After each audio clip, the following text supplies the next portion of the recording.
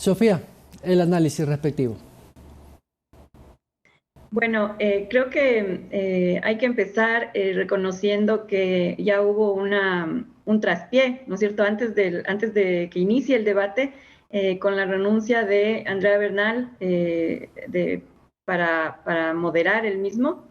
Entonces, ahí ya hubo, digamos, un argumento de la periodista en donde ella traía a colación la falta de tiempo y el diseño del debate, en donde no iban a poder profundizar los protagonistas y donde no había posibilidad de que se hagan contrapreguntas.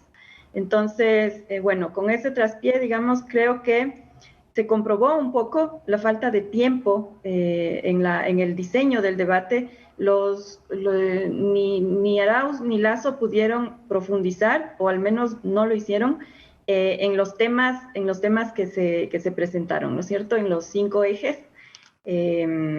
Tuvimos más bien una serie de contrapuntos, una serie de acusaciones entre los dos.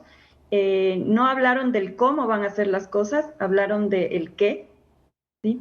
Pero no se ciñeron tampoco, por ejemplo, a sus planes de gobierno. Entonces, quizás hubiera sido interesante que profundicen en temas que están planteados en sus planes de gobierno, pero me parece que el debate en este momento, en esta etapa de la campaña para la segunda vuelta, más sirve como una palestra, ¿no?, como una plataforma para conquistar esos votos que están en disputa, ¿no? Esos votos De- que están disputándose, tanto del lado de, digamos, la votación que fue hacia Yacu Pérez, el 20% de Yacu Pérez, y el aproximadamente 17% que votó por la izquierda democrática.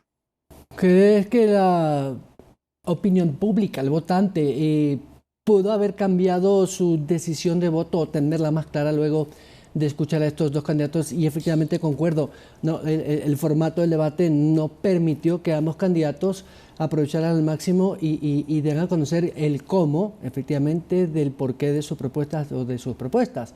Me parece que también se quedaron básicamente en ese clásico ataque de las debilidades y sobre todo del pasado, ¿no? Ambos se anclaron en el pasado.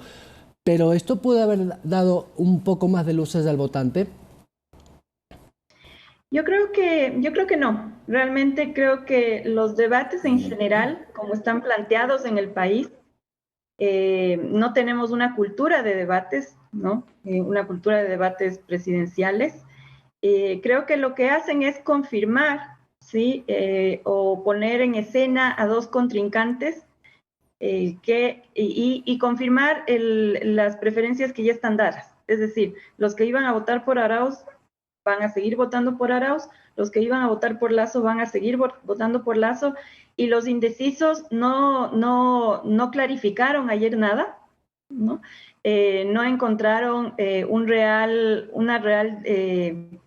¿cómo se puede decir? Un contrapunto, ¿sí? Un contrapunto que permita comparar posturas más allá de las que ya sabemos. Es decir, sabemos que Lazo aboga por un manejo responsable de los fondos públicos, ¿sí?, que plantea el cuidado de la dolarización, plantea inversión productiva tanto en el sector público como en el privado, y ataca la corrupción de los 10 años, ¿no es cierto?, de correísmo. Y sabemos que Arauz lo que está tratando de hacer en esta segunda vuelta es deslindarse un poco de su antecesor Correa, eh, sin grandes avances, quiero decir, sin éxito. ¿Por qué? Porque, es decir, a partir de la foto, ¿no es cierto?, esta foto de la reunión en México, y de los mismos modos, las mismas ofertas, ¿sí?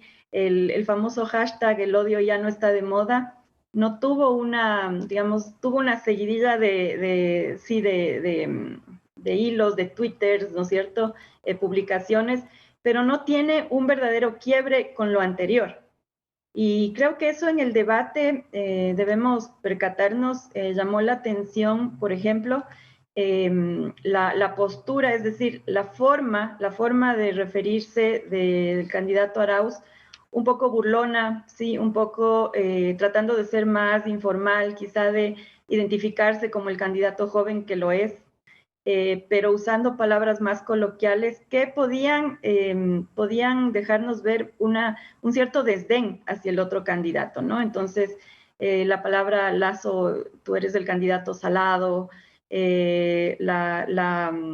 esto de las privatizaciones, que usó la palabra bobo, por algún momento usó la palabra bobo, ¿no es cierto? Ciertos insultos que creo que nos deben parar las antenas, es decir, nos debemos nos debemos fijar aquellas formas de referirse a los demás que pueden ser muy parecidas al estilo del correato, ¿no? Creo que Lazo se mantuvo más, quizás por su experiencia y su misma forma de ser, se mantuvo más de ecuánime, incluso en el rostro, ¿no es cierto? La expresión facial, en eso creo que no aconsejaron bien al candidato Arauz, hacía expresiones de desagrado, de risa. Esos son mecanismos para un debate, ¿no? Sofía, hay dos cosas que creo que la mayoría de los televidentes de cualquier condición, estrato social o cultural, tienen que haberse quedado con, creo que con una frase. Ese famoso Andrés, no mientas otra vez, que se lo dijo varias veces y además Lazo nunca ha tuteado a nadie en sus declaraciones o en sus, digamos, conversaciones, si se quiere, con otros rivales políticos. Primero, el tutearlo. Segundo, el informal. Lazo siempre ha sido un conservador de traje y corbata. Esta vez fue sin corbata, algo, digamos, casual. Y el tutearlo, y Andrés, no mientas otra vez, me parece que lo repitió tantas veces que seguramente se pudo haber quedado en el imaginario de muchos votantes. Este efecto de estas imágenes, de este trato, de esta comunicación no verbal y este lenguaje coloquial, puede también dar un estilo diferente a aquellos votantes que quizás podrían identificarse con este estilo de Lazo, aunque no es auténtico, vamos, hay que decirlo. Creo que Lazo en ese sentido logró asumir una postura distinta, más informal y muy confiada, digamos, ¿no? Si bien es un cambio, ¿no es cierto? Es un cambio en esta segunda etapa de la campaña, digamos, es una estrategia. Creo que logró introyectarla bastante bien. Y esta frase, Andrés, no mientas otra vez, creo que está bien planteada en principio, es decir, para efectos, ¿no? Para efectos mediáticos y para efectos del impacto, ¿no es cierto? Va a quedar en la mente de mucha gente.